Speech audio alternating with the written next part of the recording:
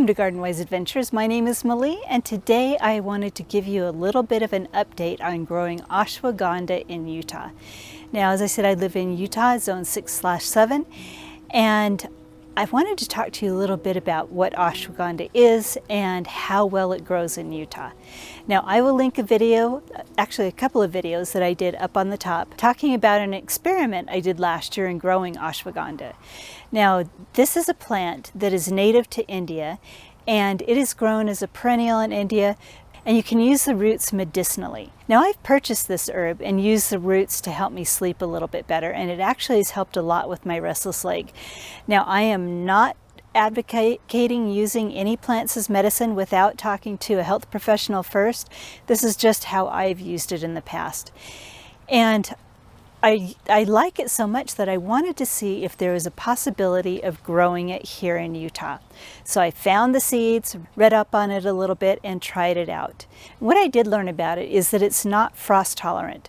Now, it's not going to survive the winters here in Utah. So then I figured I was going to need to be using it for the roots anyway, so I was going to have to dig it up, so it didn't matter if it was a perennial or not.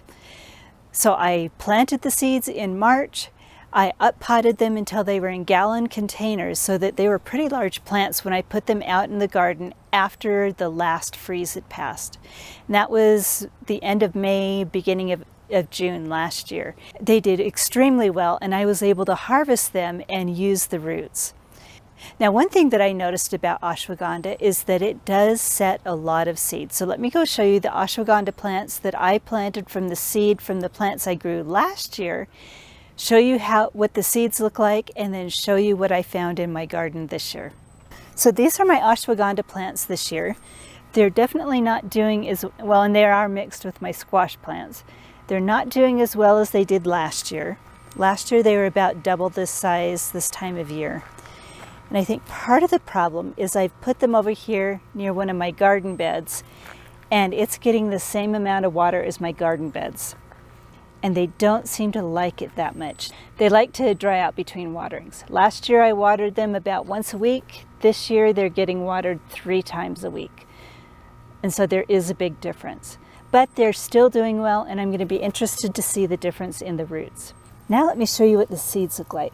So these are the flowers for where the ashwagandha form their seeds. This is the seed pods actually. And then if you look right here, we have a little fruit. Let's pull that off.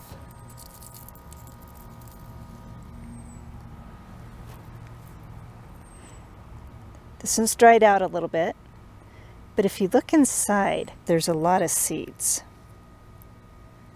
You can kind of see the seeds in there. There's a ton of seeds inside each one of these little fruits. Now, especially last year, because the plants grew so big, there were tons and tons of seed pods. You can see how many seed pods just this one area has. It's definitely not setting as many seeds as it did last year. And I was wondering if we would get this reseeding itself. And look what I found over here. This is ashwagandha that has reseeded itself. So, ashwagandha can grow in Utah. It will naturalize and reseed itself throughout your garden. Now, there's not a ton of it, compared to how many seeds there were on those plants, there's not a ton that have reseeded itself. And they seem to have sprouted really late. These did not start emerging from the ground till the end of June. So it'll be interesting to see if by frost time they're mature enough to be able to harvest roots from them. This is the end of July, and we've got more growing through here.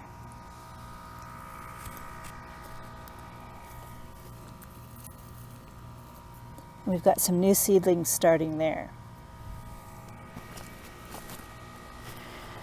We've also got one more here. So for the amount of seeds that fell on the ground, it doesn't look like it's going to become a nuisance plant and reseed itself everywhere, but it does reseed itself. So I think that's very interesting. The seeds are viable, so you can actually grow it from year to year from the seeds you save. So I am thinking that ashwagandha is a great plant to try and grow in Utah. Like I said, it's perennial in India, But here in Utah, it's going to be an annual, but you're going to need to harvest it for the roots anyway. Now, the time that I harvest it is just before the first hard freeze. You don't want the freeze to kill the plant to the ground, so I dug it up before it froze last year, and the roots were nice and healthy. So once again, I'll link the video down below and up above so that you can kind of see what my experience was last year and what they looked like. And then I'll do another video again this year and harvest both the reseeded ashwagandha and the ones that are struggling a little more because they're getting too much water. Now, ashwagandha seems to be really, really simple to grow. So if I'm going to learn from what I did last year compared to what I did this year, ashwagandha does not need a lot of water. I have pretty heavy clay soil and it only needed to be watered once a week last year.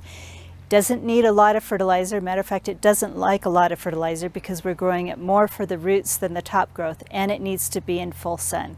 So if you have all of those requirements filled, you'll be able to grow ashwagandha here in Utah. Now, I would love to hear if you've tried growing ashwagandha in Utah or any other cold climates, and like to hear your experiences and see if you have any other information that I haven't been able to cover.